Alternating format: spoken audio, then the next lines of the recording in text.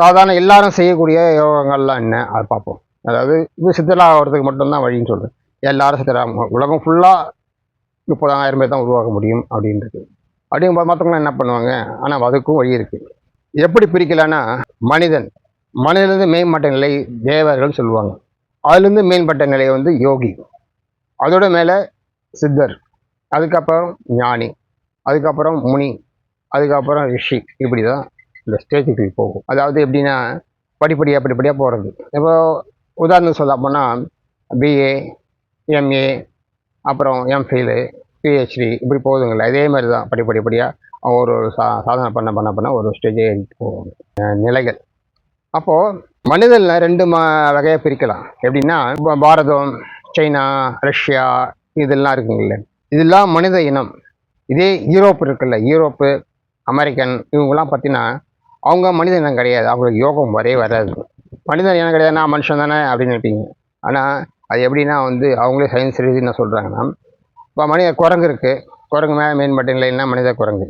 இப்போ மனித குரங்குக்கும் மனிதனுக்கும் இடைப்பட்ட ஒரு இனம் இருக்குது அப்படின்னு இப்போ கூட ஆராய்ச்சி கண்டுபிடிச்சு சொல்லியிருக்காங்க. அந்த இடைப்பட்ட இனம் தான் வந்து யூரோப்பியன்ஸ், அமெரிக்கன்ஸ். அதில் தான் பார்த்து அவங்க எந்த நேரமும் குரங்கு சேஷ்டை பண்ணிக்கிட்டே இருக்கும்னு சொல்கிறாங்கல்ல. அதேமாதிரி குரங்கு பாருங்கள், கும்பலாக அடிச்சுட்டே இருக்கும், சண்டை போட்டுக்கிட்டே இருக்கும் இந்த நேரமும். அதாவது இன்னொரு குரூப்பு குரங்கு இந்த குரூப்புக்கும் பயங்கரமாக அடிச்சுக்கிங்க. அதே போல் தான் அவங்களோட மென்டாலிட்டியும். இன்றைக்கி பாருங்கள், அவங்களால தான் உலகம் ஃபுல்லாகவே பிரச்சனை. எந்த நேரமும் சண்டை வார்ன்ட்டு. மனிதனாக இருந்தால் என்ன நினைப்பாங்க? இதுக்கு சண்டை, எல்லாம் ஒத்துமையாக இருக்கணும், அன்பாக இருக்கணும் அப்படின்னு நினைப்பாங்க. மனித குணமாக இருந்தால் அவங்களுக்கு மனிதனாக இருப்பாங்க. ஆனால் குணங்கள் பார்த்தீங்கன்னா அந்த குரங்கு குணங்கள் தான் அவங்களுக்கு இருக்குது. அதில் தான் இன்றைக்கும் வந்து சண்டை போட்டுட்டே இருப்பாங்க. ஏன்னா அந்த மென்டாலிட்டி அவங்க அப்படி தான் இருப்பாங்க. அதேமாதிரி மொத்த நாட்டு பற்றி நாட்டை அடிமையாக்கி ஆள்றது, அதே மாதிரி நாட்டுக்குள்ளே போயிட்டு கலவரம் பண்ணி ஆட்சி மாற்றங்கள் கொண்டு வர்றது, இதெல்லாம் அவங்க செய்வாங்க. அவங்க மென்டாலிட்டி இதே போல் தான் மற்ற நாட்டுக்கெல்லாம் பாருங்கள். சைனாவுக்கு புத்தி இருக்கா, ரஷ்யாவுக்கு புத்தி இருக்கா, நம்ம பாரதத்துக்கு மாதிரி இருக்கா பாருங்கள், இருக்காது.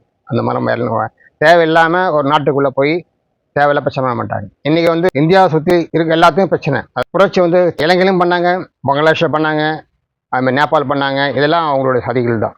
அவங்க தான் வந்து தூண்டி விட்டு இதெல்லாம் செஞ்சு மற்ற நாடுகளும் கொலாப்ஸ் பண்ணுவாங்க. ஏன் இதெல்லாம் பண்ணுறாங்கன்னா அவங்க நாடு மட்டும்தான் நல்லா இருக்கணும், அவங்க வர்க்கம் மட்டும்தான் நல்லா இருக்கணும் அப்படின்னு அவங்களுடைய ஒரே குறிக்கோள். மற்ற அதுக்காக உலகமே அழிஞ்சால் கூட பரவாயில்ல, அதை பற்றி கவலைப்பட மாட்டாங்க. ஏன்னா அதான் சொல்கிறேன், குரங்கு கொண்டு சொல்கிறேன்ல, இந்த மென்டாலிட்டி அப்படி தான் அவங்க இருப்பாங்க. அப்போது இதெல்லாம் ஒரு சிக்கல் இருக்குது. இப்போ எதுக்கு சொல்ல வந்தேன்னா, மனிதனுக்கும் குரங்குக்கும் நடுப்பட்ட இனம் அப்படி சொல்ல வந்தாங்க. சரி, மனிதன் எடுத்து மனிதன் வந்து அவன் யோகம் பண்ணான்னா ஒரு ஸ்டேஜ் ஏறுவான். அந்த ஸ்டேஜ் தான் தேவர்கள், தேவன். இன்னும் ஒரு ஸ்டெப்பு இன்னும் பயிற்சி எடுத்து பண்ணும்போது அவன் யோகியாக மாறுவான். இன்னும் தீவிர பயிற்சி எடுத்து பண்ணும்போது அவன் வந்து சித்தனாக மாறுவான். இதுதான் படிமுறைக்கு போகும்.